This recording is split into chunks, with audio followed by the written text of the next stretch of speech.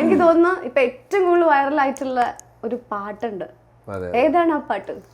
നമ്മുടെ സുഹൃത്ത് ഹംസ എഴുതിയിട്ടുള്ള കത്ത് പാട്ട് എന്ന് പറഞ്ഞിട്ടുള്ളൊരു പാട്ടാണ്. കുട്ടികളൊക്കെ ഇപ്പൊ അത് ഇങ്ങനെ കുറെ റീലും ഇതൊക്കെ ഉണ്ടാക്കാൻ ഭയങ്കര സന്തോഷമുണ്ട്. വമ്പൻ വൈറലായി അല്ലേ, ഭയങ്കര വൈറലായി. പക്ഷെ ഞാൻ ഒരു കാര്യം പറയട്ടെ, ഇൻസ്റ്റാഗ്രാമിൽ ഏറ്റവും കൂടുതൽ കത്ത് പാട്ട് വൈറലായിരിക്കുന്നത് ഏത് ബാക്ക്ഗ്രൗണ്ടിനാന്ന് ശ്രദ്ധിച്ചോ?